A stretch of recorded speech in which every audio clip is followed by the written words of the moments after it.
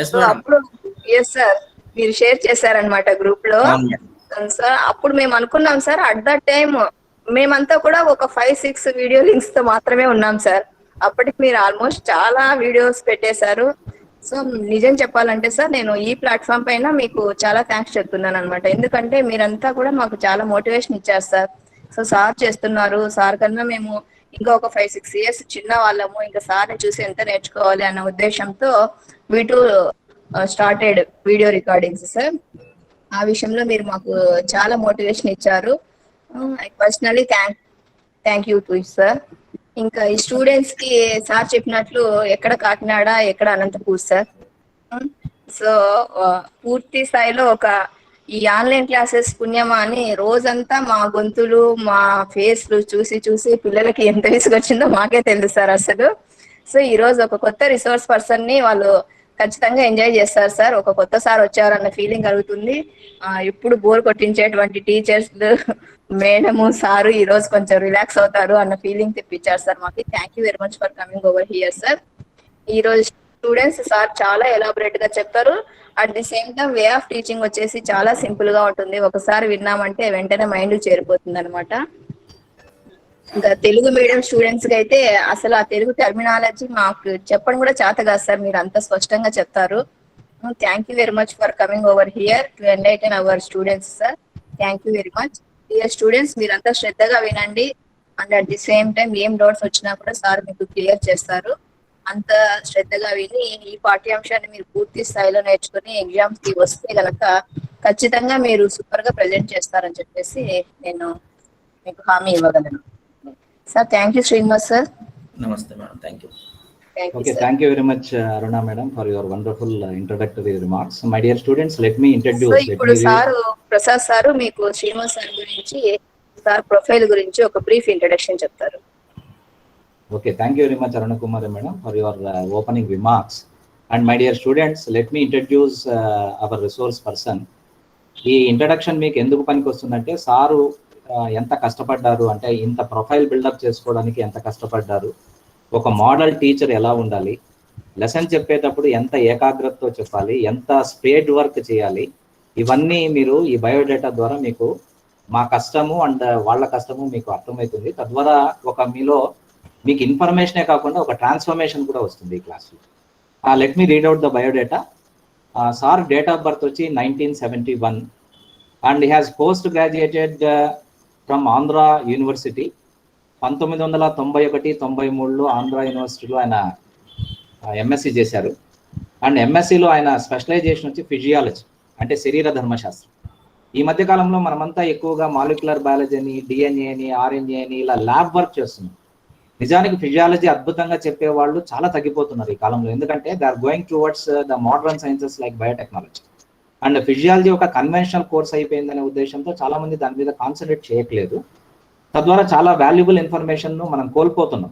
కాబట్టి ఈయన sir specialization వచ్చి ఫిజియాలజీ కాబట్టి he will do wonderful justice to the related branches of the physiology. And he is a gold medalist. యూనివర్సిటీలో gold medal రావడం ఆషామాషి వ్యవహారం కాదు. నేను ఎస్ఎంఎస్లో చేశాను, నేను ఎక్కడో 10వ ర్యాంకులో ఉన్నాను. గోల్డ్ మెడల్కు ఎంతో దూరంలో నేనున్నాను. సో కొంతమంది గోల్డ్ మెడలిస్ట్ను నేను చూడడం కూడా జరిగింది. అండ్ వాళ్ళు చాలా సిస్టమాటిక్గా చదవడం వల్లనే అచీవ్మెంట్ వాళ్ళకి వచ్చిందని చెప్పొచ్చు. తర్వాత నెట్ కూడా క్వాలిఫై అయ్యారు సారు.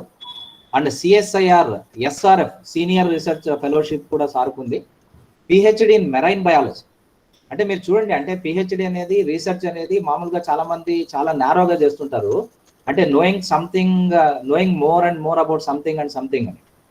కానీ సార్ ఒక సముద్రాన్ని, అంటే ఒక మెరైన్ బయాలజీని, అంటే సముద్రంలో ఉన్నటువంటి ఆవాసాలని, జూ ప్లాంక్టాన్ని, ఇలాంటి వాటినంతా అధ్యయనం చేయాలి అంటే you can see the risk, ఎంత రిస్క్ ఉంటుంది అనేది మీరు అర్థం చేసుకోవచ్చు. అండ్ సార్ థీసిస్, ఆ డెజర్టేషన్ వర్క్ పేరు zooplankton production and distribution in mangrove habitat of Godavari ఎస్టరీ.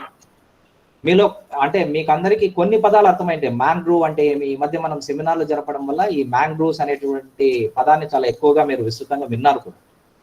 ఆ మ్యాంగ్రూవ్ హ్యాబిటాట్ లో, అంటే ముఖ్యంగా గోదావరి ఎస్టరీలో ఆ ప్రాంతంలో ఉన్నటువంటి జంతు ప్లవకాల గురించి సార్ అధ్యయనం చేశారు. అండ్ ప్రస్తుతానికి, అంటే ప్రస్తుతమైన PR government college, autonomous college, స్వయం ప్రతిపత్తి కాలేజ్, మన కాలేజ్ లాగానే కాకినాడలో ఉంది. అక్కడ పనిచేస్తున్నారు. And he has got very fertile experience of 20 years. And ఇంకొకటి ఏమంటే సారు నాకు ఇంటర్మీడియట్ పేపర్ సెట్టింగ్ అప్పుడు పరిచయం అయ్యారు. అంటే సమ్ 20 years బ్యాక్, అంటే ఒక 15 years బ్యాక్ అనుకోండి సార్ పరిచయం అయ్యారు.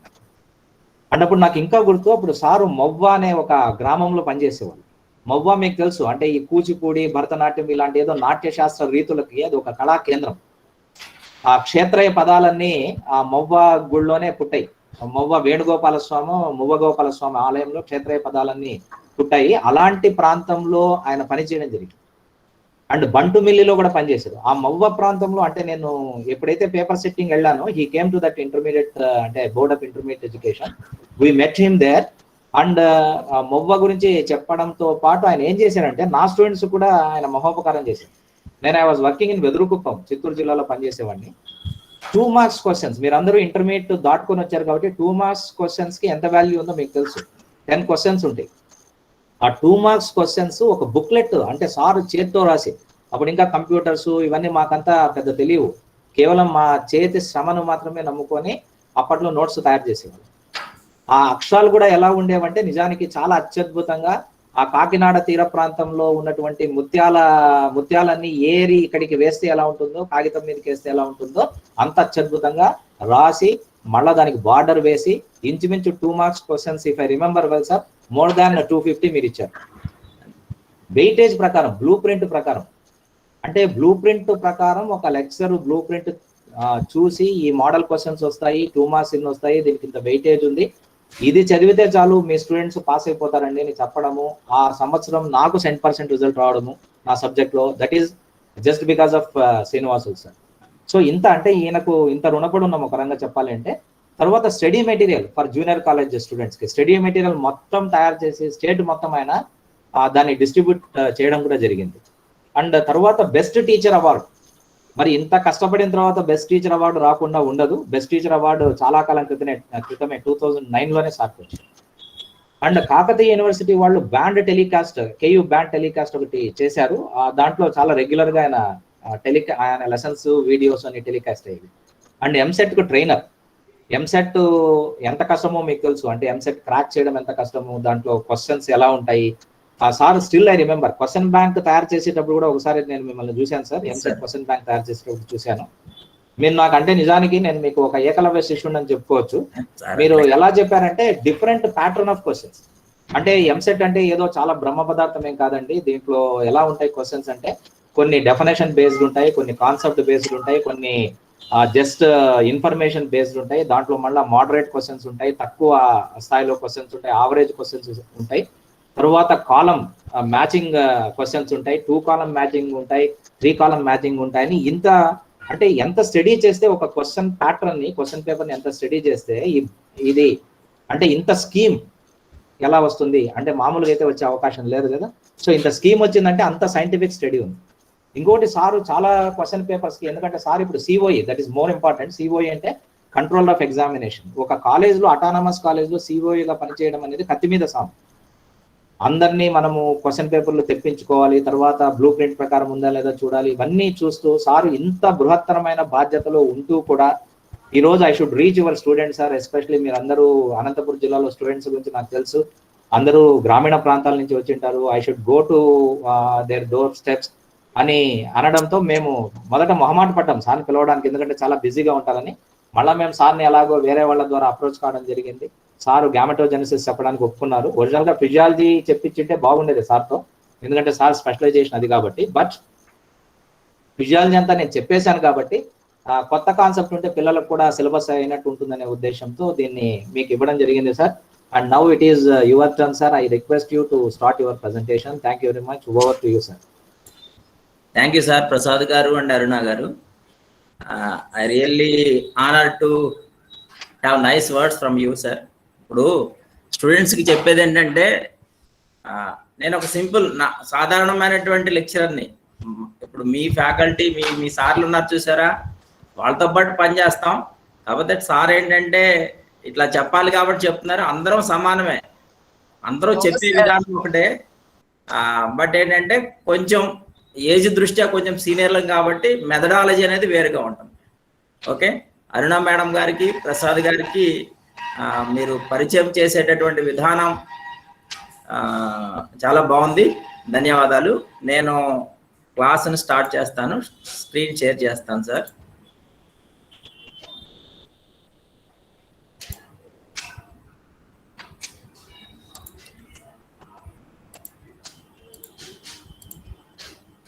షేర్ అవుతుంది కదా సార్? ఆడియో కూడా వినపడుతుంది కదా సార్? వినపడుతుంది. ఓకే. సో స్టూడెంట్స్ అందరికీ గుడ్ ఈవినింగ్. ఈరోజు మనం అంటే ఒక చిన్న సబ్మిషన్ టు ది స్టూడెంట్స్. నేను the presentation is in Telugu medium, అంటే తెలుగు మీడియం విద్యార్థుల కోసమని వాళ్ళు చదువుకోవడం కోసం వీలుగా తెలుగులో పెట్టాను ప్రజెంటేషన్ మొత్తం. But I will go in both the media. చెప్పేటప్పుడు 2 మీడియంలు చెప్పుకుంటూ వెళ్తాను. సో మీరు రీడౌట్ చేసుకోవడానికి వీలుగా టెక్స్ట్ అంతా కూడా తెలుగులో ఉంది. బట్ నా ప్రజెంటేషను, నా లెక్చర్ మాత్రం it will go in both media. 2 మీడియంలోనూ వెళ్తూ ఉంటాం. మీకు ఏమైనా ఇబ్బంది అయితే, ఇన్కన్వీనియన్స్ అయితే ఒక్కసారి రైట్ చేయండి, హ్యాండ్ రైట్ చేయండి. Then I will attend.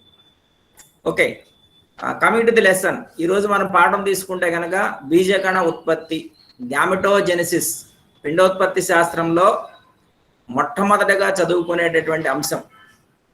So gametes అంటే ఏమిటి, లేదా బీజ కణాలు అంటే ఏమిటి అనేది ఒకసారి ప్రశ్నించుకుంటే కనుక మనకి ప్రత్యుత్పత్తి దగ్గరికి వెళ్ళాలి.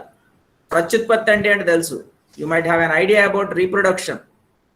ప్రత్యుత్పత్తి అంటే ఏంటి? ఒక జీవి తనని పోలినటువంటి సంతానాన్ని ఉత్పత్తి చేసేటటువంటి ప్రక్రియ ఏదైతే ఉందో దాన్ని ప్రత్యుత్పత్తి అంటాం.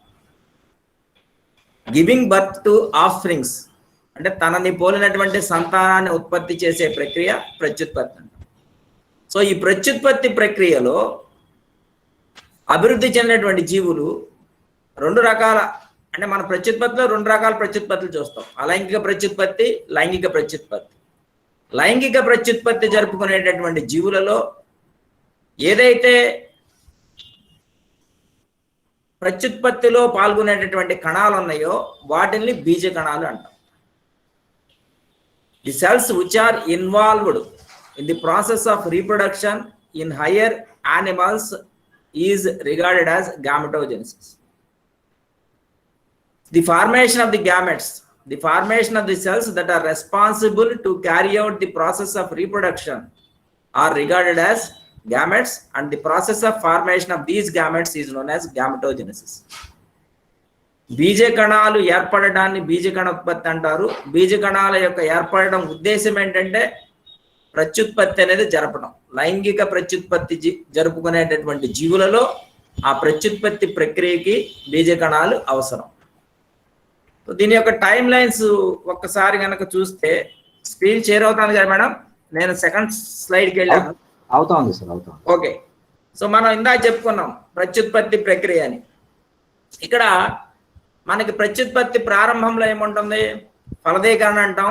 ఫలదీకరణ ఫలితంగా సంయుక్త బీజం ఏర్పడుతుంది. ఆ సంయుక్త బీజం అంటే జైగోట్ అంటాం.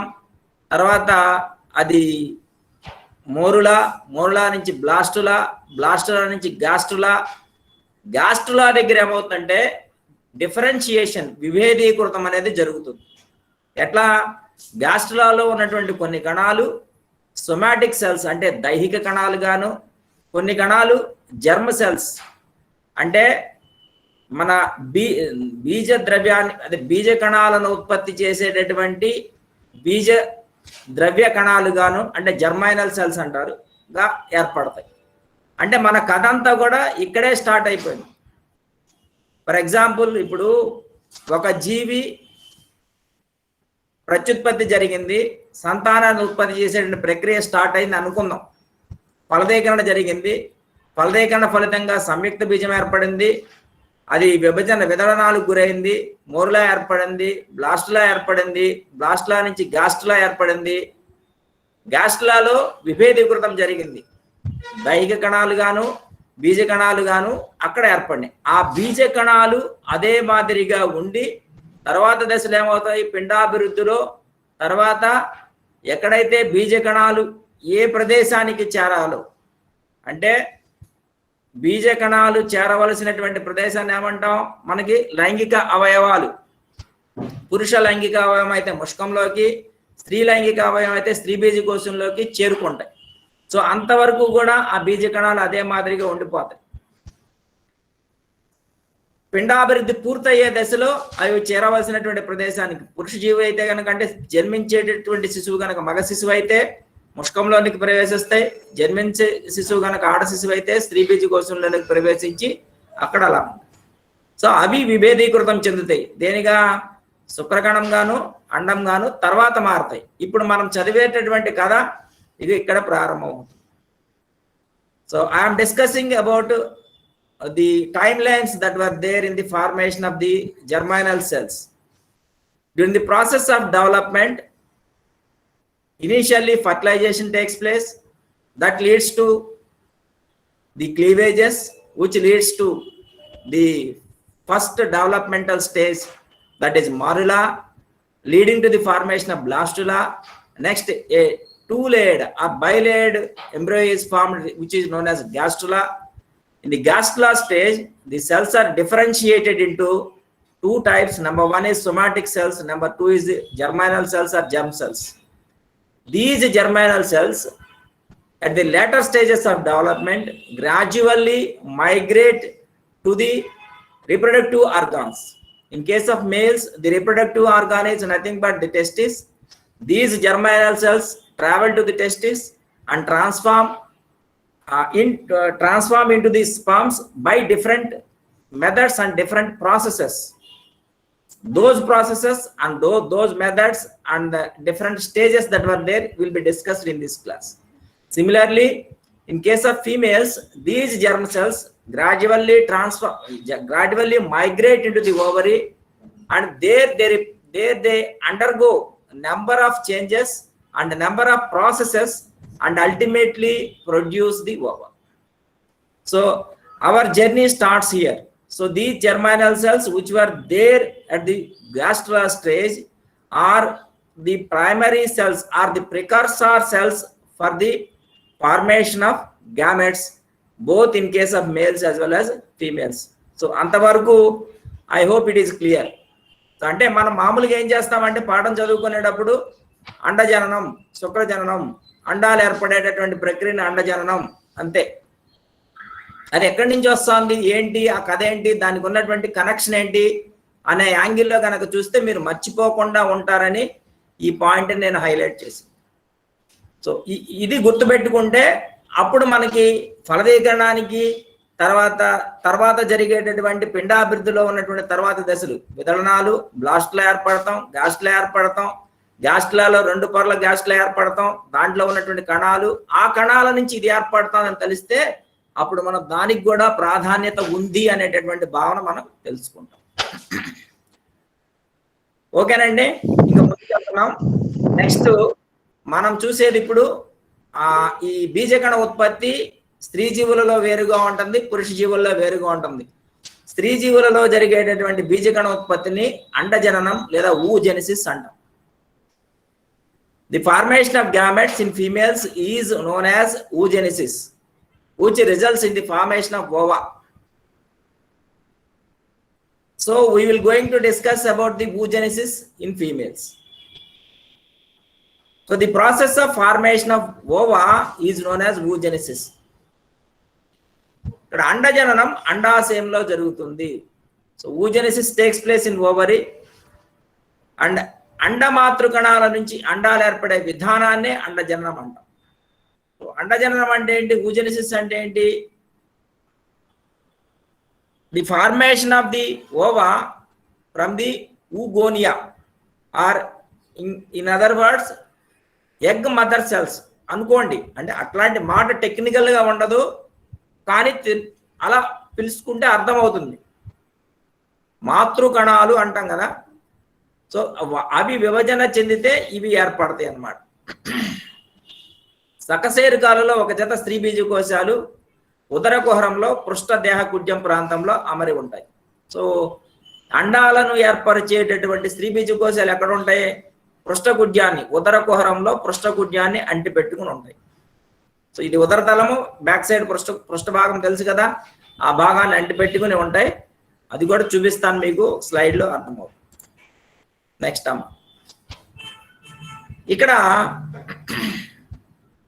మనం ఇప్పుడు చెప్పుకున్నాం బీజ కణాలు ఉత్పత్తి జరగటం. బీజ కణాల ఉత్పత్తి ఎక్కడ జరుగుతోంది? లైంగిక అవయవాల్లో జరుగుతుంది. పురుష లైంగిక అవయవం పేరేంటి? ముష్కం అన్నాం. స్త్రీ లైంగిక అవయవం పేరేంటి? స్త్రీ బీజకోశం అన్నాం. పాయింట్ ఏంటో మనం గుర్తుపెట్టుకోవాల్సింది, అంతకుముందు మీరు పాఠాల్లో చదివారు, లింగ నిర్ధారణ అనే మాట చదివాం. జన్మించబోయేటటువంటి శిశువు మగ శిశువా ఆడ శిశువా అనేది నిర్ధారణ జరిగింది అనుకోండి. జరిగిన తర్వాత అక్కడ ఇప్పుడు మనకి ఫస్ట్ స్లైడ్లో ఒకసారి చూపించే కదా మీకు, గ్యాస్ట్రుల దశలో ఉన్నటువంటి కణాలను తీసుకుంటే ఆ కణాలు స్త్రీ జీవికి అంటే స్త్రీ బీజకోశానికి సంబంధించిందా పురుష బీజకోశానికి సంబంధించిందా, అంటే ముష్కానికి సంబంధించిందా లేదంటే స్త్రీ బీజకోశానికి సంబంధించిందా అనేది నిర్ధారణ ఏముండదు. ఎప్పటి వరకు? లింగ నిర్ధారణ జరిగే వరకు. ఓకే, లింగ నిర్ధారణ జరిగిపోయింది. లింగ నిర్ధారణ జరిగినంత మాత్రాన ఆ కణాలు విభేదీకృతం అయ్యి స్త్రీ బీజకోశంలోకి వెళ్ళి అండాలను విడుదల చేయవు. మళ్ళీ ఇక్కడ ఒక కారకం ఉంటుంది చూడండి, ఎక్స్ క్రోమోజోముపై టీడీఎఫ్. టీడీఎఫ్ అంటే ముష్క నిర్ధారణ కారకం, టెస్టిస్ డిటర్మైనింగ్ ఫ్యాక్టర్ అంటాం.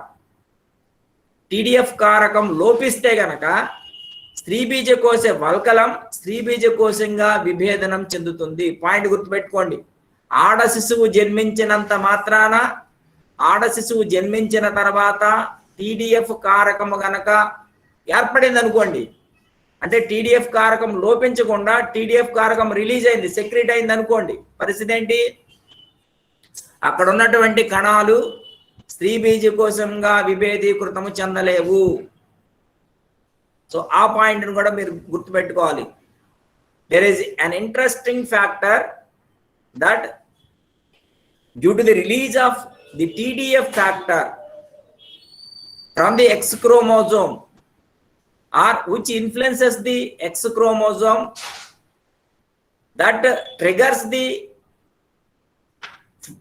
differentiation of the cortex of the ovary to differentiate and to release the ova. ఆ టీడీఎఫ్ కారకం అనేది మోస్ట్ ఇంపార్టెంట్ స్త్రీ జీవిగా స్త్రీ బీజ కోసం అభివృద్ధి చెందాలంటే. నెక్స్ట్ అమ్మ, స్త్రీ బీజ కోసం ఏర్పడిన సమయంలో ప్రాథమిక బీజ కణాలు, వాటిని ఏమంటాం? ప్రైమార్డియల్ జర్మ్ సెల్స్ అన్నాం. అది స్త్రీ బీజ కోసం అండాశయంలోకి వలస చెందుతాయి. సో ఇందాక ఏదైతే చెప్పుకున్నామో అదే జర్మైనల్ సెల్స్ అని చెప్పాం కదా, జర్మ్ సెల్స్. ఆ జర్మ్ సెల్స్ అక్కడికి ఏమవుతాయి? మైగ్రేట్ అవుతాయి, స్త్రీ బీజ కోశంలోకి మైగ్రేట్ అవుతాయి.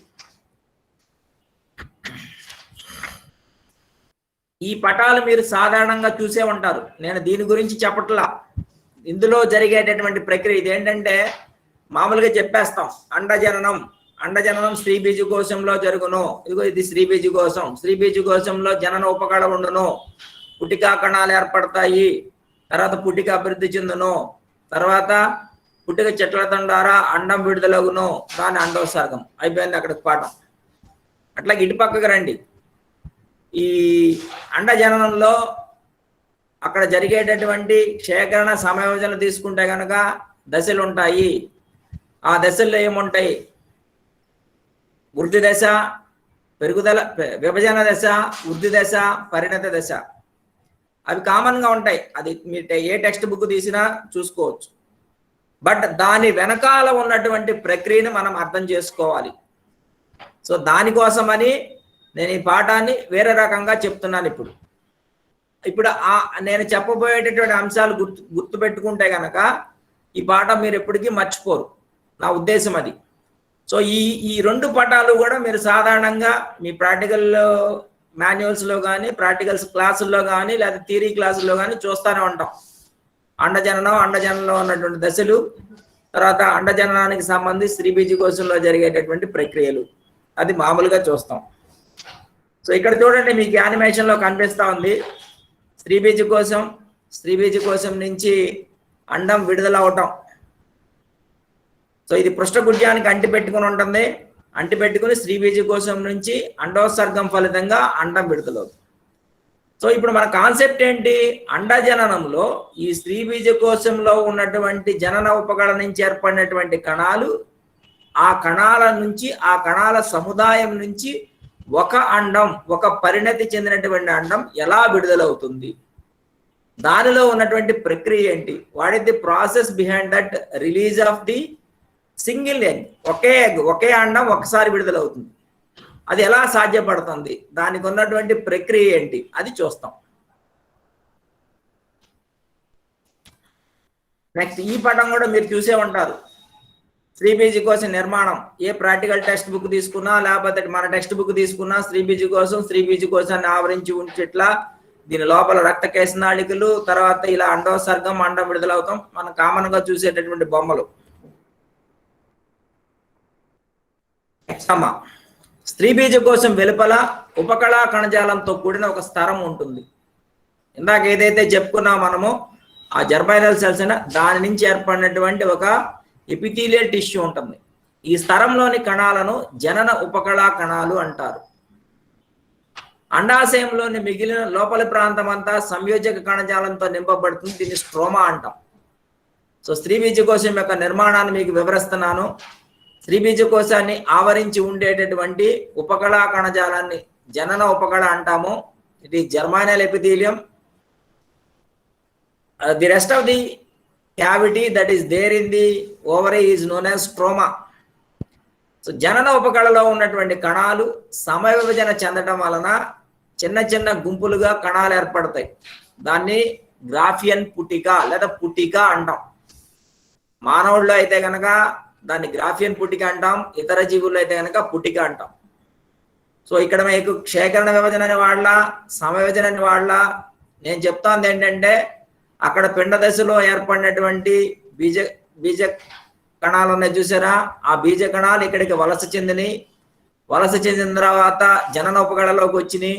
జనన ఉపకళలో ఉన్నటువంటి కణాలు సమవిభజన చెందిన తర్వాత కణాల సమూహం ఏర్పడింది. దానిని మనం పుట్టిక లేదా గ్రాఫియన్ పుట్టిక అంటారని చెప్పాం. నెక్స్ట్ గ్రాఫియన్ పుట్టికలో బాగా అభివృద్ధి చెందిన ఒకే కణం అండ మాతృ కణంగా మారుతుంది. ఇందా చెప్పాను మీకు, అండం యొక్క తల్లి కణం అని చెప్పాం. దాన్నే ఊగోనియం అంటాం.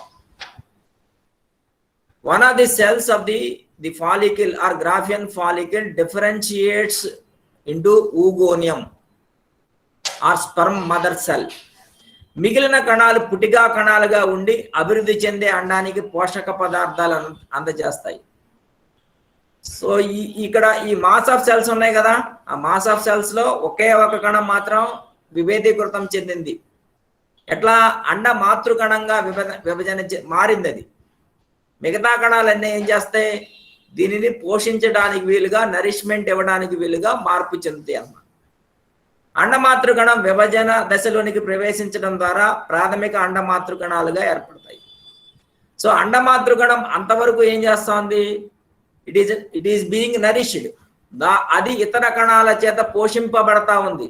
అంతవరకు దాన్ని అండమాతృ కణమే అంటాం. పోషక దశ నుంచి ఆగిపోయి విభజన దశలోకి ప్రవేశిస్తే గనక దానిని ప్రాథమిక అండమాతృ కణం అంటారు. రెండింటికి తేడా ఏం లేదు. అది అన్నం తింటం మానేసి విభజన చెందడం అంటే పని చేయడం అనేది ప్రారంభించాలి, తింటం మానేసి. అది అప్పుడు దాన్ని ప్రాథమిక అండమాతృకణం అంటాం.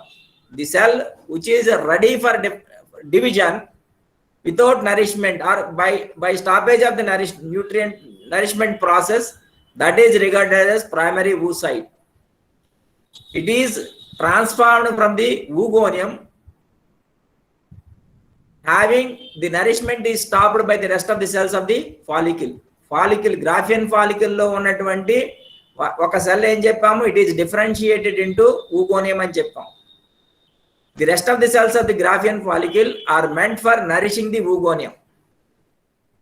Whenever the rest of the cells stops the nourishing the oogonium, it transforms or it migrates or it shifts its nourishment phase to the division phase. That stage is known as the primary oocyte stage and it is ready for division.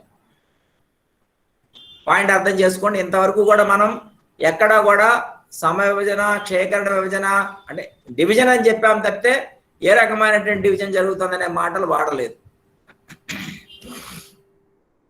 Next మీరు ఈ image లేదా ఈ పటాన్ని కూడా మీ practical క్లాసులో స్లైడ్లో చూసుంటారు. ఎందుకు పెట్టానంటే ఇవి చూస్తే గనక ఓకే మీకు అక్వైంటెన్స్ వస్తుంది, ఇలాంటి బొమ్మ నేను చూశాను అని. అందరూ బయాలజీ స్టూడెంట్సే కాబట్టి మేబీ ఎవరు ఇంటర్మీడియట్ ఆర్ ఫస్ట్ ఇయర్ క్లాసులో ఎక్కడన్నా డెఫినెట్గా మీరు స్లైడ్లో దీన్ని చూసుంటారు. This is micro slide, image of the micro slide TSF ovary. మీరు దీంట్లో చూస్తే కనుక ఇప్పుడు మనం చెప్పుకున్నటువంటి భాగాలన్నీ కనిపిస్తూ ఉంటాయి. ఇక్కడ ఏమన్నా ఇక్కడ చూడండి, ఇక్కడ డిఫరెన్షియేట్ అయి కనిపిస్తూ ఉన్నటువంటి కొంచెం పెద్దగా పరిమాణంలో సెల్స్, దాని తర్వాత ఇక్కడ ఈ ఫాలికిల్, తర్వాత ఇంకా పెద్దదైనటువంటి గ్రాఫియన్ ఫాలికిల్, ఇవన్నీ కనిపిస్తూ ఉంటాయి. సో ఇది ఇమేజ్ టెక్స్ట్ బుక్ లోంచి కాకుండా మనం చేతితో డ్రా చేసుకుంది. మీకు ప్రాక్టికల్ క్లాస్లో కానీ లేకపోతే థియరీ ఎగ్జామ్లో కానీ వచ్చినప్పుడు మనం శ్రీబీజీ కోసం యొక్క పటం గీడిని, శ్రీబీజీ కోసం యొక్క నిర్మాణాన్ని వివరించమన్నప్పుడు ఇలా శ్రీబీజీ కోసం మీసో ఓవేరియం అనేటటువంటి సంయోజక కణజాలంతో పృష్ఠకుడ్యాన్ని అంటిపెట్టుకుని ఉంటుంది. దాని యొక్క మెడభాగాన్ని నాభి అంటాం. దానిని ఆవరించి ఉండేటటువంటి దాన్ని జనన ఉపకళ అన్నాం దీన్ని. తర్వాత ఈ జనన ఉపకళలో ఉన్నటువంటి కణాలు విభజన చెంది అండమాతృ కణాలను ఏర్పరుస్తాయి. అండమాతృ కణాలు అనేక సార్లు విభజన చెంది పుటికలను ఏర్పరుస్తాయి. వాటిని ప్రాథమిక పుటికలు లేదా గ్రాఫియన్ పాలికల్స్ అంటారు, గ్రాఫియన్ పుటికలు అంటారు. అందులో ఉన్నటువంటి కణాలలో ఒక కణం మాత్రం అభివృద్ధి చెంది మిగతా కణాలన్నీ అభివృద్ధి చెందినటువంటి కణానికి పోషణ ఇస్తాయి. అప్పుడు దాన్ని ప్రాథమిక పుటిక అంటారు. మనం ఇంతవరకు ఈ ప్రాథమిక పుటిక ఏర్పడటం వరకు ఇప్పుడు మాట్లాడుకున్నాం. తర్వాత ఈ ప్రాథమిక పుటిక తర్వాత దశలో ఏమవుతుందంటే మొదటి క్షేకరణ విభజనకు గురి అవుతుంది. అక్కడికి నెక్స్ట్ స్టెప్లో వెళ్ళబోతున్నాం. తర్వాత దశలో అండం విడుదల అవటం, తర్వాత ప్రక్రియ. సో ఇంతవరకు మనం చెప్పుకున్నాం. నెక్స్ట్ స్టెప్లో దానికి వెళ్దాం. చూడండి, క్షీరదాలలో అండమాతృ కణాలు స్వతంత్రంగా విభజన చెందే మూల కణాలుగా ఉండవు. So they don't have the capacity of the dividing on their own. So పిండ దశలో ఏర్పడే అండ మాతృకణాల సంఖ్య ఆ జీవి ప్రౌఢ దశలో మొత్తానికి ఉత్పత్తి చేయగలిగే అండాల సంఖ్యకు సమానంగా ఉంటుంది. దట్ మీన్స్ క్షీరదాలలో పిండ దశలో ప్రాథమిక అండమాతృ కణాలు క్షేకరణ విభజన దశలోని డిప్లోటన్ దశ వద్ద అభివృద్ధి చెందక ఆగిపోతాయి. సో చెప్పా కదా, అక్కడ ప్రాథమిక అండమాతృ కణం దాకా వచ్చి ఆగిపోయింది. అక్కడ ఏమవుతుంది, క్షేకరణ విభజన అక్కడ జరగాలి, జరిగిన తర్వాత అది అక్కడ ఆగిపోతుంది. దాన్ని బట్టి ఏం చెప్పొచ్చు, మనం మానవుడు కానీ అభివృద్ధి చెందినటువంటి జీవి కానీ మనం కనుక తీసుకుంటే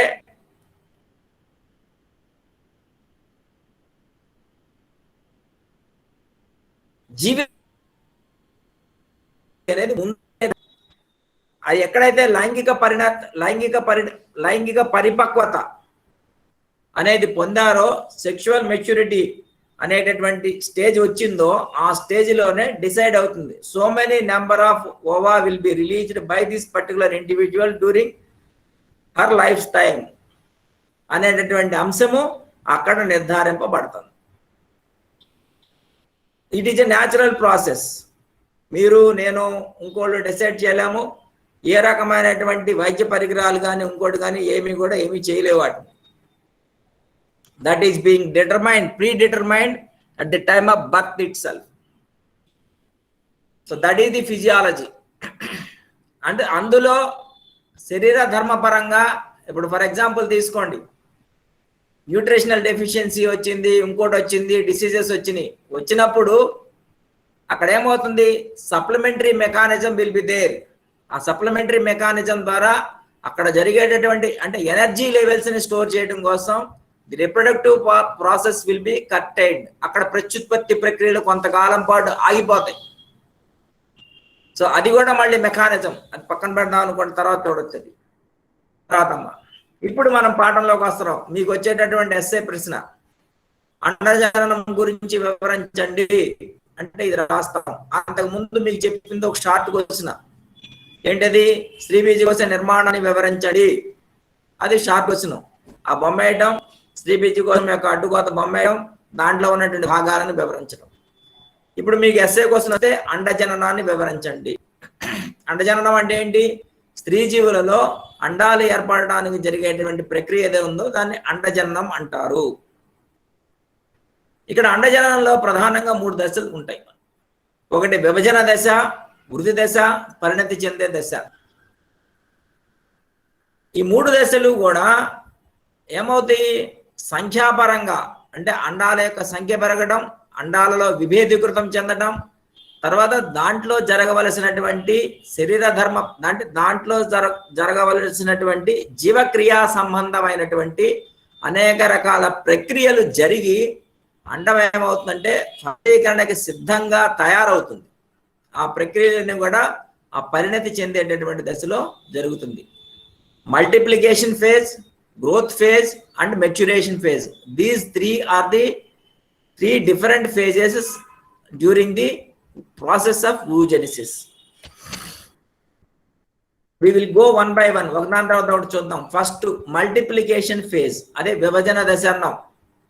విభజన దశలో స్త్రీ బీజకోశంలోనికి ప్రవేశించిన ప్రైమార్డియల్ బీజగణాలు అనేక సమవిభజన చెంది ఎక్కువ కణాలను ఏర్పరుస్తాయి.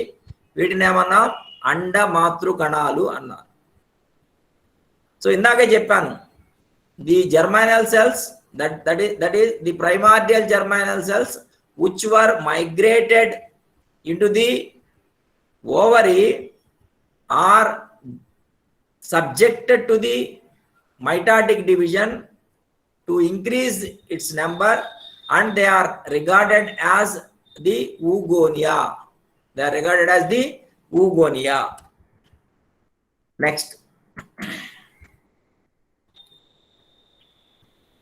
ఇందాకే చెప్పాను నేను, whenever the cells were subjected to the stoppage of nutrition or subjected to the stoppage of feeding, then they transform into the division phase. At that stage they were regarded as primary oocytes. అంటే ఆహారం పోషణ తీసుకునేటటువంటి అండమాతృ కణాలు పోషణను నిలిపివేసి విభజన దశలోకి కనుక వస్తే దానిని మనం ఏమన్నాం? ప్రాథమిక అండ మాతృకణం అన్నాం. ఇందాక అండమాతృకణం అన్నాం, ఇప్పుడు ప్రాథమిక అండమాతృకణం అంటున్నాం. నెక్స్ట్ ఫేజు వృద్ధి దశ. ఇది కీలకమైన దశ, ఇంపార్టెంట్. ఈ దశలో ఫలదీకరణ తర్వాత ఎదిగే పిండానికి అవసరమైన పోషక పదార్థాలు సంశ్లేషించబడతాయి. ఇందులో 2 దశలు ఉంటాయి, ఇది ఎక్కువ సమయం పడుతుంది. So growth phase is an important phase in oogenesis.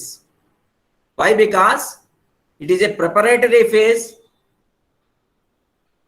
for the preparation of required nutrients that are required for the growth of the embryo after fertilization. గుర్తుపెట్టుకోండి, అండం ఉంది. ఇప్పుడు అండంతో శుక్రకణం కలవాలి, శుక్రకణం కలిస్తే శుక్రకణము అండం కలిస్తే ఇక్కడే ఉండిపోతుంది. సో ఇది శుక్రకణము అండము కలిసి జైగోట్ సంయుక్త బీజం ఏర్పడింది.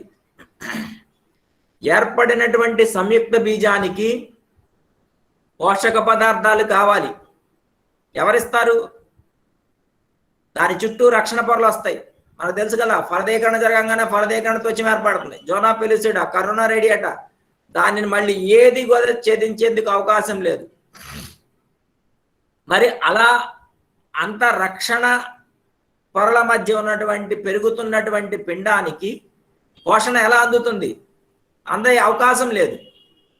అందుకోసమని ఏం చేస్తుందంటే, అండం నేను ఫలదీకరణ చెందితే నాలో ఏర్పడే సంయుక్త బీజానికి అవసరమైనటువంటి పోషక పదార్థాలను నేనే తయారు చేసుకోవాలని ముందుగానే అది తయారు చేసుకుంటుంది. దానినే మనం ఏమన్నాం? వృద్ధి దశ, గ్రోత్ ఫేజ్ అన్నాం. ఈ గ్రోత్ ఫేజ్ లేదా వృద్ధి దశలు తీసుకుంటే దీంట్లో 2 ఉపదశలు ఉంటాయి. ఇప్పుడు పోషణ పదార్థం అని చెప్పాం. గుడ్డులో ఏముంటుంది పోషక పదార్థం? సాధారణంగా సొన పదార్థం ఉంటుంది, ఇంగ్లీష్ లో వైటెల్లం అంటాం. కాబట్టి సొన పదార్థం ఏర్పడటానికి ముందున్నటువంటి దశ ఒకటి పూర్వ సొన ఉత్పాదక దశ, ప్రీ వైటలోజెనిసిస్ అంటాం. రెండోది సొన ఉత్పాదక దశ, వైటలోజెనెటిక్ ఫేజ్. అదే చెప్తాను చూడండి. దీంట్లో మొదటి దశ తీసుకుంటే పూర్వ సొనోత్పాదక దశ, ప్రీ వైటలోజెనిసిస్ అని చెప్పి కణంలోని జీవ పదార్థం కేంద్రక పదార్థాలు ఎక్కువగా సంశ్లేషణ చెంది వృద్ధి చెందుతాయి. కణద్రవ్యం వృద్ధి చెందడం వలన తరువాత దశలో పోషక పదార్థాలను ఇముడ్చుకునే స్థాయికి పెరుగుతుంది. So it is a preparatory phase to accommodate the copious amounts of or the large quantities of yolk that is being prepared or that is being developed within the egg. అండంలో అసాధారణ రీతిలో తయారైనటువంటి ఈ సొన పదార్థాన్ని ఇమిడ్చుకోవడానికి అవసరమైనటువంటి సదుపాయాలు, అంటే అది వల వంటి నిర్మాణం కావచ్చు, లేకపోతే మనం అయితే బీరువాలు ఉంటాయి, దాంట్లో అట్లాంటి నిర్మాణాలు ఏర్పడతాయి. వల వంటి నిర్మాణాలు అంటే వల వంటి నిర్మాణం అంటే ఏంటి, దేని నుంచి ఏర్పడుతుందో చెప్తాను ఇప్పుడు. అటువంటి కణాంగాలలో రూపాంతరాలు వస్తాయి, మార్పులు చెందుతాయి. ఆ మార్పుల కారణంగా అధికంగా తయారైనటువంటి సొన పదార్థం, అండం అదే సైజు ఉంది, దాంట్లో ఏం మార్పు లేదు, కానీ సొన పదార్థం పెరిగిపోయింది. పెరిగినటువంటి సొన పదార్థం తేలికగా అందులో ఇముడ్చుకోబడుతుంది. చూడండి నెక్స్ట్ స్టేజ్ లో వస్తుంది చూడండి. రెండవ దశ సొన ఉత్పాదక దశ, వైటలోజెనిసిస్. ప్రాథమిక అండమాతృ కణంలో సొన పదార్థం ఏర్పడడం, సంచితం చెందడం, సంచితం అంటే పోగొవడం, ఒక దగ్గర కాంగ్రిగేట్ కావటం, చేరుకోవడం, వైటలోజెనిసిస్ అంటారు. సొన లేదా పీతక పదార్థ రేణువులు ఫలకాలుగా కణ పదార్థంలో ఉంటాయి. దీంట్లో దాని ప్లేట్స్ లాగా, స్కేల్స్ లాగా ఉంటాయి. ఇక్కడే మనం లాంబ్రెస్ట్ క్రోమోజోముల గురించి అవుతాం. ఆ క్రోమోజోములు they are having innumerable number of loops. Why? Because to accommodate the large quantity or copious quantities of vitellum that is being generated. ఆ లూప్స్ ఏంటంటే it increases the lodging capacity. ఆ లూప్స్ లో ఈ వైటెల్లం అంతా కూడా అకామిడేట్ అవుతుంది అనమాట.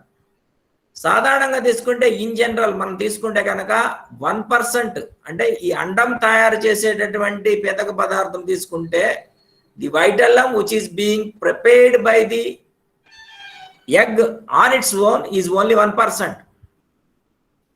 The rest of the 99% of the vitellum is being produced by the liver. మిగతాదంతా ఎవరు ప్రొడ్యూస్ చేస్తున్నారు? కాలేయం ప్రొడ్యూస్ చేస్తాను, లివర్ ప్రొడ్యూస్ చేస్తుంది. And that is being transported via blood cell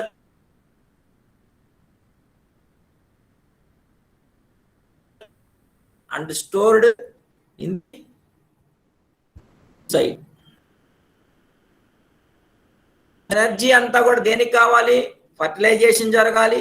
fertilisation జరిగిన తర్వాత నెక్స్ట్ ప్రాసెస్ ఉంటుంది. ఆ ప్రాసెస్కి దాని ఎనర్జీని సేవ్ చేసుకుంటుంది.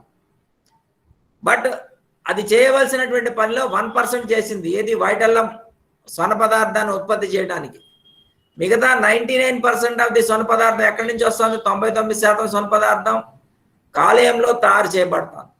కాలేయం నుంచి రక్త ప్రసరణ వ్యవస్థ ద్వారా ఇక్కడికి వచ్చి ఇక్కడ నిల్వ చేయబడుతుంది. ఏది ఏమైనా మనకి రెండవ దశ వైటలోజెనిసిస్ జరిగేసరికి అండంలో పూర్తిగా సొన పదార్థం అనేది ఏర్పడుతుంది. అంటే పరిపూర్ణంగా సొన పదార్థంతో నిండినటువంటి అండం రెడీ అవుతుంది. అది రెండవ దశలో. అండజననంలో మూడవ దశ తీసుకుంటే పరిణతి దశ, మెచ్యురేషన్ ఫేజ్. ఇంతవరకు ఉన్నటువంటి కణాలన్నీ కూడా ద్వయస్థితిక కణాలు. అంటే 2n క్రోమోజోములు ఉంటాయి. మానవుల్లో 2n క్రోమోజోములు అంటే ఎంత అంటాం?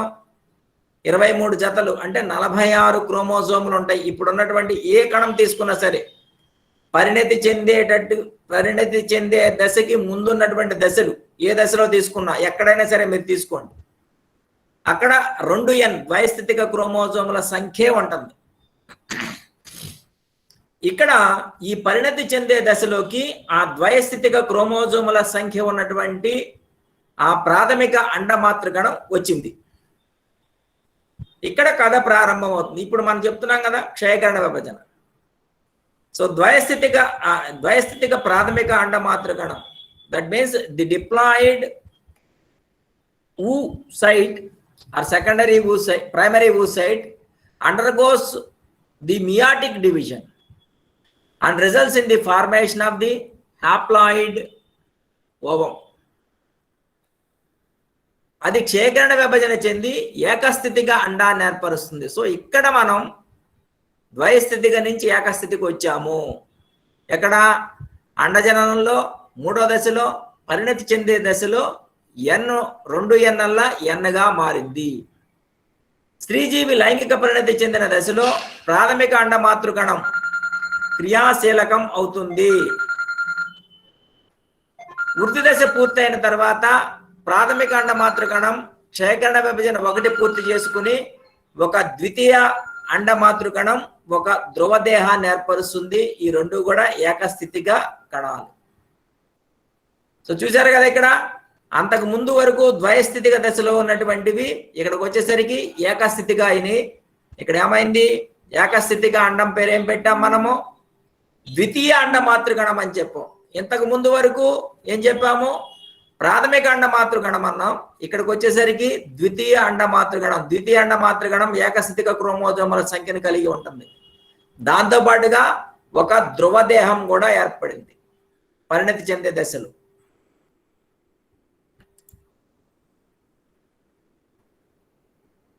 ఇప్పుడు ఆ దశలన్నీ కనుక చూస్తే కనుక మీకు ఈ మాదిరిగా కనిపిస్తాయి. ఇదేనా విభజన దశ, ఇది వృద్ధి దశ, ఇది పరిణతి చెందే దశ. ఈ పరిణతి చెందే దశ మరలా ఇంకొకసారి అంటే స్త్రీ బీజకోశంలోకి వెళ్ళిన తర్వాత స్త్రీ బీజకోశం ఇందా చెప్పుకున్నాం కదా, ఇక్కడ ఆగిపోయామని చెప్పాం. ఎప్పుడైతే లైంగిక పరిణతి జరిగిందో ఇక్కడ ఆగిపోయాం ఇందాక. లైంగిక పరిణతి జరిగిన తర్వాత అప్పుడు ఏమవుతుందంటే ఈ ద్వితీయ అండమాతృగణం మళ్ళా ఒకసారి క్షయకరణ విభజన 2ను పూర్తి చేసుకుని మొత్తం 3 ధ్రువదేహాలు ఒక పరిణతి చెందినటువంటి అండాన్ని విడుదల చేస్తుంది. ఇక్కడ పరిణతి చెందిన అంతవరకు ఇక్కడే ఉంటుంది. ఈ పరిణతి చెందినటువంటి అండం తర్వాత అండోత్సర్గం ద్వారా స్త్రీబీజకోశం నుంచి బయటకు విడుదలవుతుంది. సో అది అండజననానికి సంబంధించి అందులో ఉన్నటువంటి దశలు, అందులో ఉన్నటువంటి ప్రక్రియ. సో సాధారణంగా మనకు ప్రశ్న పరీక్షల దృష్టి అయితే అండజనంలో ఉన్నటువంటి దశలు 3 దశల గురించి వివరిస్తాం సరిపోతుంది. స్త్రీబీజకోశం నిర్మాణం, అందులో ఉన్నటువంటి దశలు వివరిస్తాం సరిపోతుంది. ఓకే, సో వేరే యాంగిల్లో వేరే అప్రోచ్లో చెప్పడానికి ప్రయత్నం చేశాను. Hope it is clear. Next అమ్మా I take another 10 to 15 minutes. Next ఏంటంటే స్పెర్మటోజెనిసిస్, శుక్రజననం అంటాం మనం. సో ఈ పటాలు కూడా మీరు చూసే ఉంటారు. ఇది శుక్రకణం. ఈ శుక్రకణంలో ఏర్పడటంలో 2 దశలు ఇక్కడలాగానే ఉంటాయి. విభజన దశ, పెరుగుదల దశ, అది వృద్ధి దశ, పరిణత దశ. సేమ్ అవే దశలు ఉంటాయి. దాంట్లో క్షయకరణ విభజన జరుగుతుంది. ప్రక్రియ ఏంటో చూద్దాం నెక్స్ట్. ఈ పటం కూడా, ఈ స్లైడ్ కూడా మీరు ఎప్పుడన్నా చూసే ఉంటారు. అంటే శుక్రోత్పాదక నాళిక, సెమినిఫెరస్ ట్యూబ్యూల్, క్రాస్ సెక్షన్ అది సెమినిఫెరస్ ట్యూబ్యూల్ అంటాం. సో దాన్నే కనుక మీరు ఇంకొక యాంగిల్లో చూస్తే ఇట్లా కనిపిస్తూ ఉంటుంది. ఒకసారి వీడియో యానిమేషన్ ప్లే అవుతుంది అనుకుంటున్నాను. అది ఒక్కొక్క శుక్రోత్పాదక నాళికని చూస్తే ఆ శుక్రోత్పాదక నాళిక మీకు ఆ మాదిరిగా కనిపిస్తూ ఉంటుంది. That is the image of the seminiferous tubule consisting of n number of the sperms. So next ఏంటంటే స్పెర్మటోజెనిసిస్. స్పెర్మటోజెనిసిస్ అంటే ఏంటి? శుక్రకణాలు ఏర్పడటం. శుక్రకణం అనేది ఏంటి? పురుష ప్రత్యుత్పత్తి కణం లేదా పురుష బీజ కణం, పురుష లైంగిక కణం, ఎట్లా చదువుకున్నా సరే. ఎక్కడ జరుగుతుంది ఇది? పురుష ప్రత్యుత్పత్తి అవయవంలో జరుగుతుంది. సో పురుష ప్రత్యుత్పత్తి అవయవం పేరేంటి? ముష్కం. సో ముష్కంలో శుక్రకణాలు ఏర్పడాలి అని తెలుసు మనకి. కాబట్టి ముష్కం యొక్క నిర్మాణం చదవాలి మనం ఫస్ట్. ముష్కం యొక్క నిర్మాణం చదవడం కోసమే ఈ బొమ్మలు మీకు పెట్టాను. ఇది శుక్రోత్పాదక నాళిక. ముష్కము లోపల ముష్కాన్ని అడ్డుకోతలో కోస్తే అందులో కనిపించేటటువంటి అనేక శుక్రోత్పాదక నాళికల యొక్క అడ్డుకోత, దాని నిర్మాణం ఇలా ఉంటుందని చెప్పాను మీకు. సో ముష్కం యొక్క అడ్డుకోతలు మనం చూస్తే కనుక ముష్కం కూడా జనన ఉపగళ చేత ఆవరింపబడి ఉంటుంది. ఆ జనన ఉపగళ మధ్యలో అక్కడక్కడ సెరటోలి కణాలు ఉంటాయి. ఇవి పెరుగుతున్నటువంటి శుక్ర కణాలకు పోషణ అందజేస్తాయి. ఈ ముష్కం లోపల ఉన్నటువంటి మధ్యాంతర కణజాలంలో లీడిక్ కణాలు ఉంటాయి. ఆ లీడిక్ కణాలు ఏం చేస్తాయి అంటే ద్వితీయ లైంగిక లక్షణాలను నియంత్రించేటటువంటి టెస్టోస్టెరాన్ అనేటువంటి హార్మోన్ ఉత్పత్తి చేస్తాయి. పరిణతి చెందినటువంటి శుక్ర కణాలు ఈ శుక్రోత్పాదక నాళిక కుహరంలోనికి వచ్చి స్వేచ్ఛగా ఈదుతూ ఉంటాయి. సో ఈ పటం చూస్తే కనుక మీరు ఇక్కడ మీరు గమనిస్తే యానిమేషన్ కనిపిస్తా ఉంది అనుకుంటున్నాను. గ్రీన్ కలర్ లో ఆ కదిలేయన్నీ కూడా శుక్ర కణాలు. ఇక్కడ శుక్రోత్పాదక నాళికలు, శుక్రోత్పాదక నాళికల నుంచి రీటేటెస్టిస్ అంటాం. అంటే అది మనం పాఠంలో చెప్పుకోవాలనుకోండి, మామూలుగా మీరు చదువుకోవాలి. దాని నుంచి ఎపిడెడమిస్, ఎపిడెడమిస్ లో మళ్ళీ సిర మధ్య పుచ్చ ఎపిడెడమిస్ ఉంటుంది, అక్కడికి వెళ్తాయి. అక్కడి నుంచి శుక్రవాహిక ద్వారా శుక్రకణాలు బయటికి చేరుకోవడం అనేది జరుగుతుంది. శుక్రాశయం నుంచి బయటికి పంపబడటం అనేది జరుగుతుంది. అది ప్రత్యుత్పత్తి ప్రక్రియలో చదువుతాం. బట్ మనం శుక్రజననం గురించి చదువుతున్నాం కాబట్టి ఆ భాగం ఊరికే చూపించాను. మీరు ఇక్కడ చూసినా సరే ఇక్కడ లైట్ వస్తుంది చూడండి. ఇక్కడ ఆ శుక్రకణం ఎట్లా ఇది ముష్కంలో ఏర్పడినటువంటి శుక్రకణం చూడండి ఎట్లా ప్రయాణించి ఎక్కడ ఏర్పడతాం గమనిస్తుంది చూడండి. లైట్నింగ్ లాగా ఒక లైట్ మూవ్ అవుతూ ఉంటుంది చూడండి. ముష్కంలో అలా ఏర్పడినటువంటి శుక్రకణాలు శుక్రోత్పాదక నాళిక నుంచి శుక్రనాళం ద్వారా చూడండి శుక్రాశయంలోనికి చేరుకుని పురుష ప్రత్యుత్పత్తి అవయవం ద్వారా ప్రత్యుత్పత్తి సమయంలో బయటకు పంపబడటం అనేది జరుగుతుంది. ఆ ప్రక్రియ అది. దాంట్లో మిళితమై ఉన్నటువంటి అంశాలను మనం గమనిద్దాం. సో శుక్రజననాన్ని మనం 2 ప్రధాన దశలుగా విభజించవచ్చు. ఒకటి శుక్రకణాలు ఏర్పడటం, దీన్నే స్పెర్మటోజెనిసిస్ లేదా స్పెర్మటోసైటోసిస్ అని కూడా అంటాం. రెండోది శుక్రకణాలు చలన సహితంగా క్రియాశీలకంగా మారడం. అంటే non motile spermatids are being transformed into motile active sperms, that is regarded as spermiogenesis. స్పెర్మటోజెనిసిస్ లో శుక్రకణాలు చలనరహిత శుక్రకణాలు ఏర్పడతాయి. స్పెర్మియోజెనిసిస్ లో చలనరహిత శుక్రకణాలు విభేదీకృతం చెంది గమనం చేసేటటువంటి చైతన్యవంతమైనటువంటి శుక్రకణాలుగా మారతాయి. ఫస్ట్ మనకి 2 దశలు అని చెప్పుకున్నాం కదా, దాంట్లో శుక్రకణాలు ఏర్పడటం. ఇందాక ఎట్లా అయితే చెప్పుకున్నామో ఇక్కడ కూడా అంతే. ఆ బీజ కణాలు ఉన్నాయి కదా అక్కడ, ఆ బీజ కణాలు ప్రైమార్డియల్ బీజ కణాలు విభేదీకృతం చెంది చలనరహిత శుక్రకణాలుగా ఏర్పడతాయి. అందులో 3 దశలు ఉంటాయి. ఫస్ట్ కణాల రెట్టింపు దశ. అక్కడే అండజననంలో ఎట్లయితే కణాలు విభేదీకృతం చెందినయో అదే మాదిరిగా అక్కడ అండమాతృకణ, ప్రాథమిక అండమాతృకణాలు అన్నాం, ఇక్కడ శుక్రమాతృకణాలు అంటున్నాం. ఈ శుక్రమాతృకణాలు సమవిభజన జరగడం వల్ల ఏర్పడతాయి. ఇవి ద్వయస్థితిక కణాలు. తర్వాత కణం అభివృద్ధి చెందే దశ. ఇక్కడికి అక్కడ ఉన్నటువంటి అండజననానికి సారూప్యత ఉంది.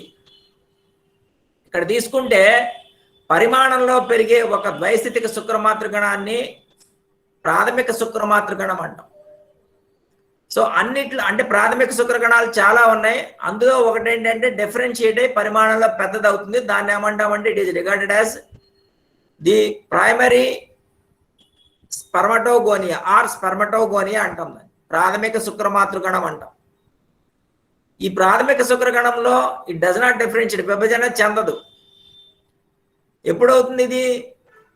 సెక్షువల్ మెచ్యూరిటీ అయినప్పుడు, ప్యూబర్టీ టైంలో ఈ ప్రక్రియ అనేది ప్రారంభమవుతుంది. ఈ దశలో ఏమవుతాయి అంటే they will be nourished from the surrounding cells, Sertoli cells నుంచి నరిష్మెంట్ అనేది పొందుతుంది. పొంది దే ఇంక్రీజ్ ఇన్ సైజ్, వాటి యొక్క పరిమాణంలో పెద్దవి అవుతాయి.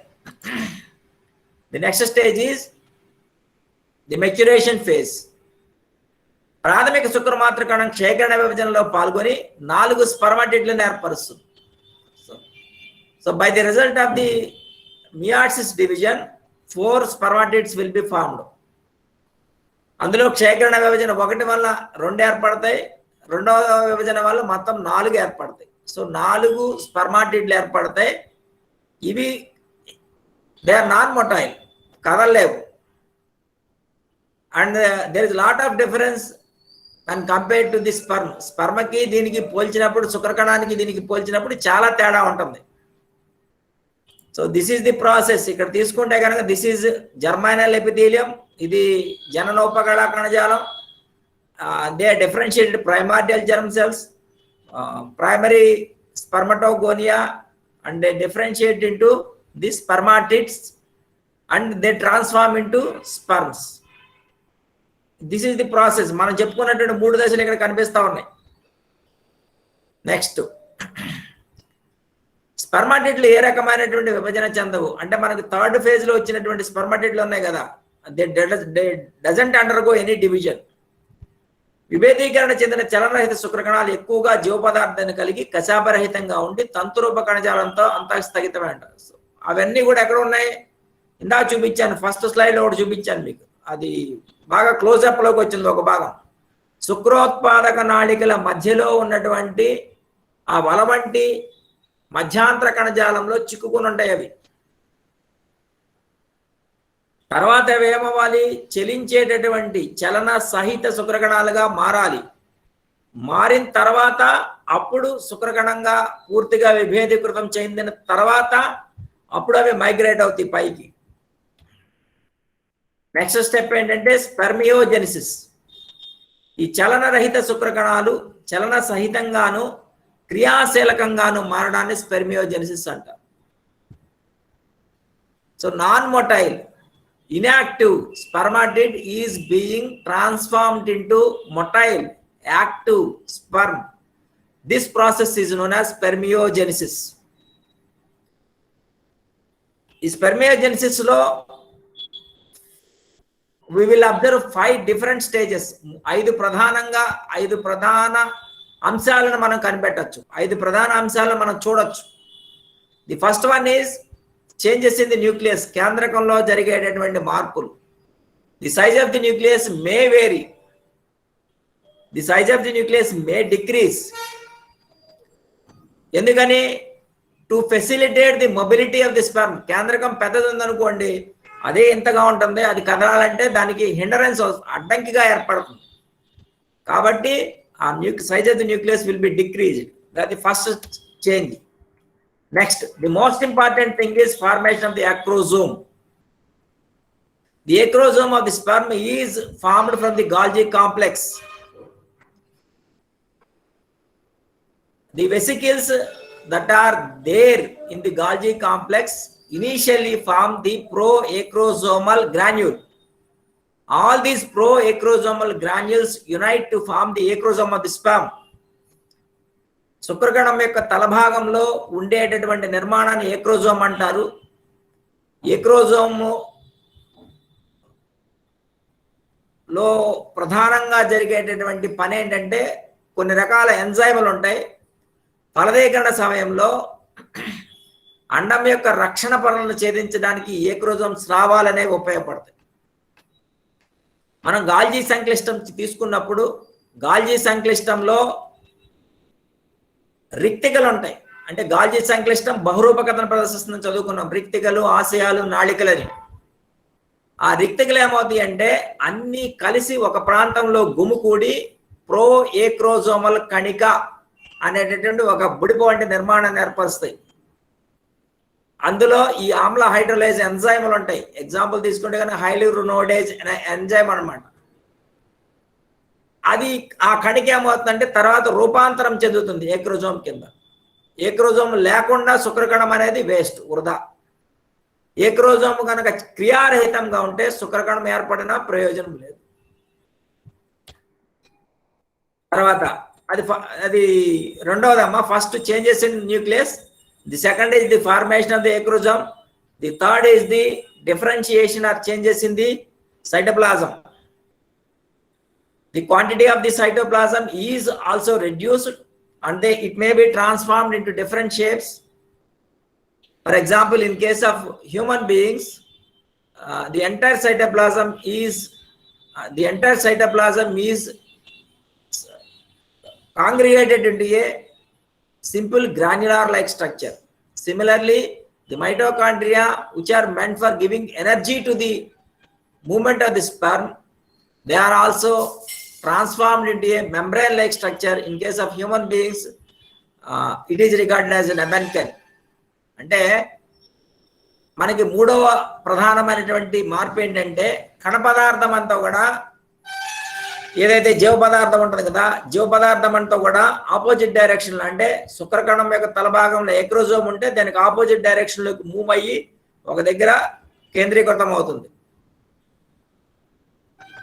తర్వాత అక్షయ తంతువులు ఏర్పడతాయి. అంటే దాంట్లో మనకి తర్వాత చూస్తాం మనం సెంట్రియోల్ ఉంటుంది. ఆ సెంట్రియోల్ విభజన చెందిన నెక్స్ట్ స్టెప్ లో వస్తుంది. అట్లాగే ఇక్కడ కూడా ఏంటంటే మైటోకాండ్రియా ఇతర కణాంగాలు కూడా మార్పు చెందుతాయి. ఎందుకని? శుక్రకణం యొక్క కదలికలకి శక్తిని ఇవ్వడానికి వీలుగా వాటి యొక్క శక్తి అవసరమయ్యేటటువంటి ప్రదేశాల్లో ఏమవుతాయి? సంచితమయ్యేటట్లు చూసుకుంటాయి. తర్వాత సెంట్రియోల్, ఆ సెంట్రియోల్లో కూడా ఏమవుతుందంటే విభజన చెంది రెండు భాగాలుగా విభజన చెందుతుంది. ఒకటి పూర్వాంతంలో, రెండోది పరాంతంలో. పూర్వాంత భాగం నుంచి అన్న శుక్రకణం యొక్క మధ్య భాగము మెడ ఏర్పడతాయి. పరాంత భాగం నుంచి శుక్రకణం కదలిక అవసరమైనటువంటి అక్షయ తంతువులో ఉన్నటువంటి తోక భాగంలో అక్షయ తంతువు అనేది ఏర్పడుతుంది. ఈ రెండు కూడా శుక్రకణం కదలికలకు అవసరమైనటువంటి శక్తిని ఉత్పత్తి చేస్తాయి.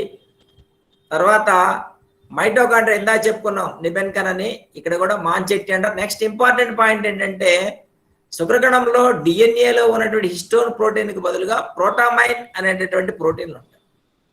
For the purpose of releasing energy, ఎక్కువ శక్తి, శుక్రకణం అత్యంత వేగంగా కదలాలి, తక్కువ టైం బతుకుతుంది. అది ఆ బతికినంత టైంలో అది అండాన్ని చేరుకోగలగాలి.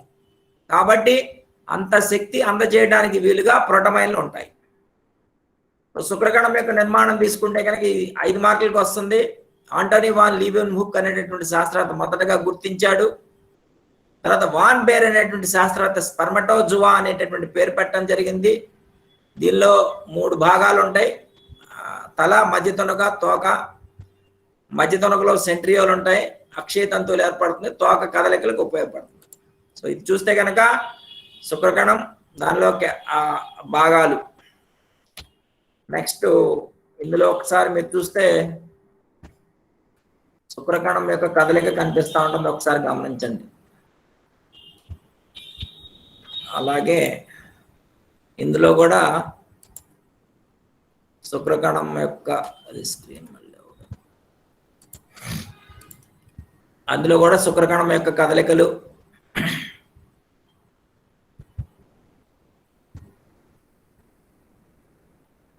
చూడవచ్చు. నెక్స్ట్ ఏంటంటే ఈ పాఠం నుంచి మనకి ఎగ్జామినేషన్ పాయింట్ ఆఫ్ వ్యూలో తీసుకుంటే కనుక స్త్రీబీజ కోశం నిర్మాణం అది షార్ట్ క్వశ్చన్, అండజననం అది ఎస్ఏ క్వశ్చన్, తర్వాత శుక్రకణం నిర్మాణం షార్ట్ క్వశ్చన్, ముష్కం నిర్మాణం షార్ట్ క్వశ్చన్, శుక్రజననం ఎస్ఏ క్వశ్చన్. అందులో దశలు, నేను ఆ దశలు మీకు చార్ట్లు వేసి పెడతారు, అది పెట్టలేదు. అందులో ఉన్నటువంటి ప్రక్రియ ఏదో ఉందో అది చెప్పాను. hope I made my presentation in a different way. మీకు అర్థమవడానికి వీలుగా కొంచెం సంక్లిష్టమైనటువంటి ప్రక్రియలని టచ్ చేశానని అనుకుంటున్నాను. Hope it is clear. The presentation is open for any queries. So thank you very much, sir, for your wonderful presentation. Now I request the students to interact with the resource person. Students, మీరు Telugu medium కావచ్చు, English medium కావచ్చు, మీరు resource పర్సన్తో interact అయ్యి ఏమైనా doubts ఉంటే clarify చేసుకోవాలి. Doubts ఉంటే కనుక అడగండి, దాని మీద ఆన్సర్ చేస్తాను. మీరు ఎగ్జామినేషన్ ఇక్కడ ఏంటంటే మనం చదివేటటువంటి అంశాలను కానీ నేర్చుకునే అంశాలను కానీ 2 అంశాలుగా చూసుకోవాలి. ఎప్పుడు ఒకటి to improve our knowledge, another one is to present in the examination. ఇక్కడ రెండింటిని బ్యాలెన్స్ చేసుకుండా మనం ఏది చదివినా అలా చదువుకోవాలి. The both things should be balance and both things should be given importance. నీ నాలెడ్జి పెరగాలి, పరీక్ష రాయాలి. అట్లా మీరు చదువుకుంటా ఉంటే కనుక you never forget anything that you red for your academics. మీరు ఎకడమిక్స్ కోసం చదివేటటువంటి దేన్ని కూడా మర్చిపోరు. బట్ మనం అలా చెయ్యం. మనం అంతా ఏం చేస్తామంటే పరీక్షలో ఎంతవరకు కావాలో అంతవరకే చదువుకుంటాం. అలా కాకుండా ఇలా చదవండి, చదివితే కనుక ఎప్పటికీ మర్చిపోరు. Any doubts? Students, please feel free to interact. Anyone from F2, F1, E1B, E1? Okay. Sir మా వాళ్ళకి ఏం డౌట్స్ ఉన్నట్టు లేవు, అంటే చాలా క్లియర్ గా చెప్పారు కాబట్టి. Thank you for your presentation. అడుగు రాజకుమార్. సార్ ఇప్పుడు మేల్స్ లో అయితే స్పర్మ్స్ కి ఇలా లైఫ్ టైం అనేది ఉంటుంది సార్. లైఫ్ టైం అంటే ఓకే, అంటే ఫలదీకరణ జరగడానికి దాన్ని చేరుకోవడానికి టైం ఉంటుంది. 24 గంటల లోపు 48 గంటల లోపు స్పీషీస్ స్పెసిఫిక్, ప్రతి జాతికి వేరు వేరుగా ఉంటుంది. ఓకే, అట్లా ఫీమేల్ లో ఓవియం కి కూడా అట్లనే లైఫ్ టైం అనేది ఉంటుందా సార్? అంతే కదా మరి. ఇప్పుడు మనకి అండం ఫలదీకరణ, మరి ఋతుచక్రం అని చదివాం కదా మనం. ఋతుచక్రంలో ఏం చెప్తాం? ఇప్పుడు ఋతుచక్రం, మెన్స్ట్రువల్ సైకిల్, ఈస్ట్రస్ సైకిల్స్ అని చదువుతున్నాం కదా. మరి ఒక సైకిల్ కనుక ఈ రెండో సైకిల్లోకి వెళ్ళిందంటే అర్థం ఏంటి? ఆ ఫస్ట్ సైకిల్లో రిలీజ్ అయ్యేటటువంటి అండము ఫలదీకరణ చెందలేదని అర్థం. అది ఒకసారి చూడమాట. అంటే 14th డే 28th డే వస్తుంది కదా, అది సైకిల్. అది అక్కడ అంటే నీకు ఋతుచక్రం జరుగుతోంది అంటే అర్థం ఏంటంటే రిలీజ్ అయినటువంటి అండము ఫలదీకరణ జరగలేదు. ఋతుచక్రం ఆగిపోయిందంటే అర్థం ఏంటి? ఆ ఫలదీకరణ జరిగింది అని అర్థం. అది ఉంటుందమ్మా, దాంట్లో ఉంటుంది, ఒకసారి చూడండి. Thank you sir. Any other doubt? Okay, if there are no doubts, I request Naga Jyotirmayi Madam to propose a vote of thanks. Jyoti Madam. All of you, namaste. All of you, namaste. Okay, it's audible, Madam. Immense pleasure. Sir, clear ga vinpistunda sir? Vinapadutundi Madam, it's very clear. All of you, good evening. It gives immense pleasure to accord vote of thanks to all the members who are attending in today's guest lecture. At the outset, I would like to thank Dr.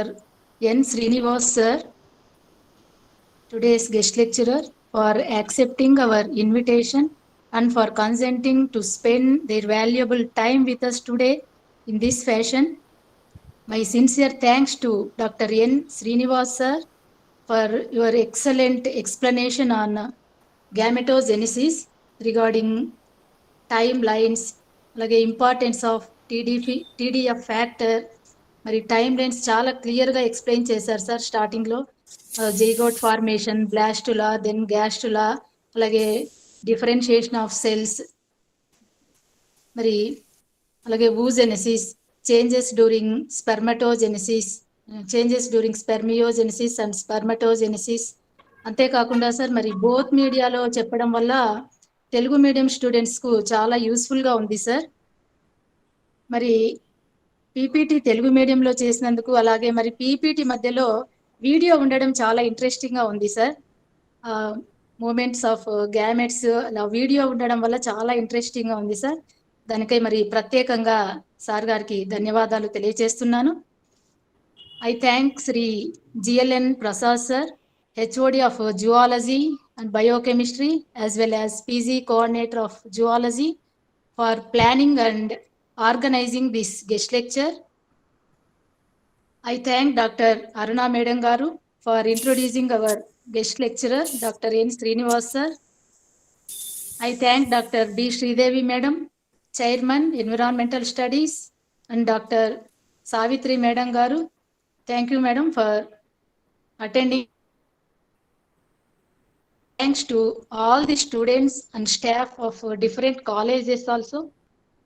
Once again, thank you one and all for attending and making this guest lecture a grand success. Thank you very much.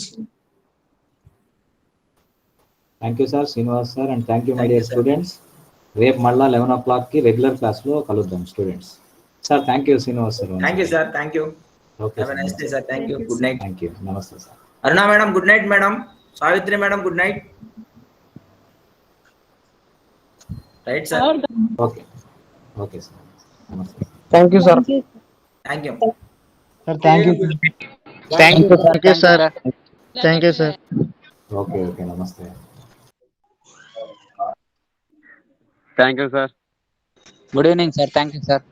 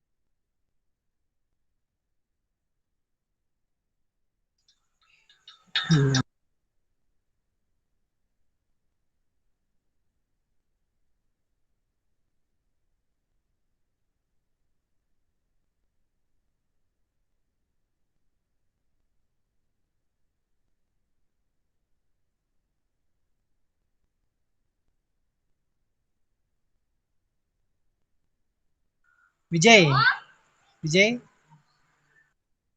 చెప్పు వినోద్. వినోద్ వినోద్ ఏం class ఏమైంది? ఎవరు పోకుండా ఉన్నారు? అంటే వీళ్ళంతా class వినుకోకున్నట్లు mute లో పెట్టిన వాళ్ళు. విజయ్ ఊరినే పక్కన పెట్టి ఊరినే ఉన్నారు. రవి ఏం బాగా క్లాస్ వింటుందా లేదా? క్లాస్ విన్నావా లేదా? వాళ్ళంతా పక్కన పెట్టింటివా?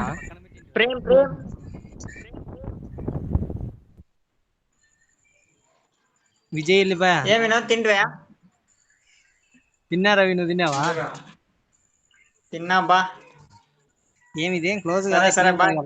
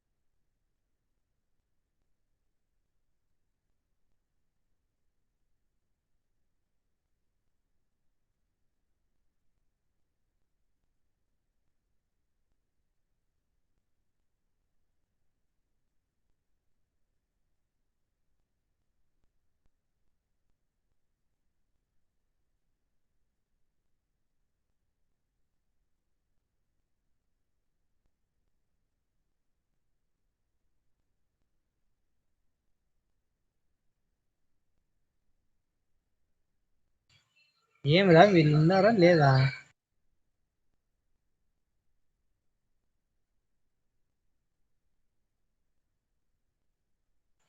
మలక్ష్మి,